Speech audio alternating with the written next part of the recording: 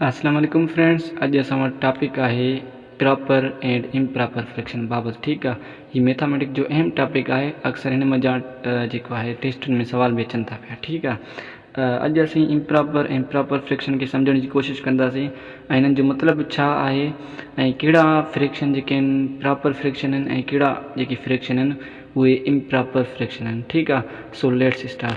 सब खां पहिरीं सम्झो त प्रॉपर फ्रैक्शन के पाण सिंधी में चवंदा आहियूं सुबतो अणपुर।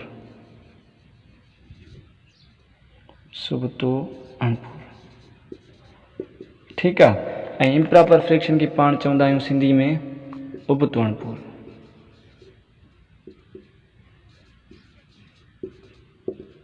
ठीक है, हाणे मिसाल त वठूं, असां वटि हिकिड़ो फ्रैक्शन आहे यानी अणपुर आहे 3/7। ठीक है, हीअ असां वटि हिकिड़ो अणपुर आहे। हिते 3 पंहिंजो न्यूमरेटर आहे,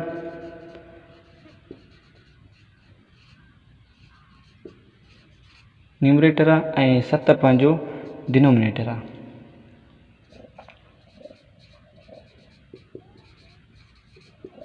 ठीक है, इतने 3 थी पंहिंजो न्यूमरेटर और 7 थी पंहिंजो डिनोमिनेटर।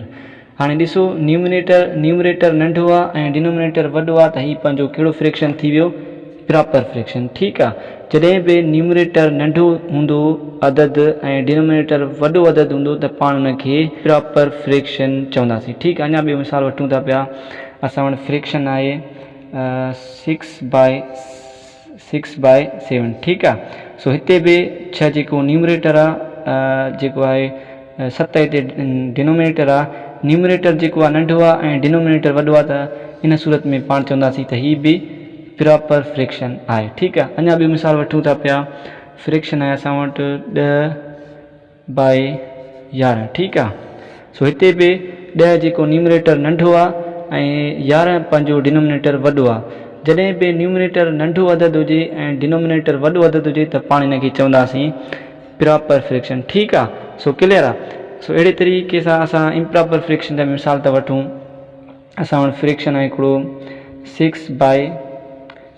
ठीक है, सो इतने न्यूमरेटर जो है यो वॾो आहे ऐं डिनोमिनेटर पंहिंजो नंढो आहे, त इन सूरत में चवंदासीं त हीअ छा आहे, हीअ इम्प्रॉपर फ्रैक्शन है। ठीक है, प्रॉपर फ्रैक्शन में छा हो त न्यूमरेटर नंढो हुयो, डिनोमिनेटर वॾो, त पाण प्रॉपर फ्रैक्शन हुयो चवंदासीं।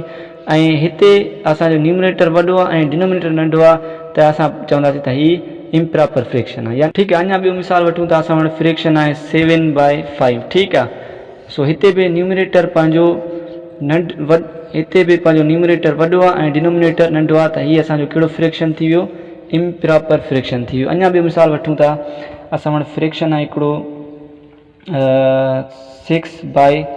ठीक है, हिते भी न्यूमरेटर वॾो आहे, 6 न्यूमरेटर आहे ऐं 3 डिनोमिनेटर आहे। ठीक है, न्यूमरेटर वॾो आहे, डिनोमिनेटर नंढो आहे, त हीअ भी पंहिंजो छा आहे, इम्प्रॉपर फ्रैक्शन है। ठीक है, अगर असां वटि हिन टाइप जा सवाल अचनि, मिसाल आहे 5/5। ठीक है, हाँ असां परेशान थींदासीं त हीअ कहिड़ो फ्रैक्शन है।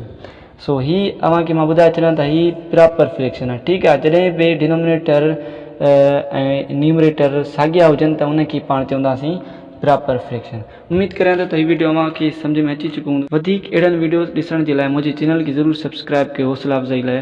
सो अल्लाह तव्हां सभिनी खे ख़ुशि रखे। अल्लाह हाफ़िज़।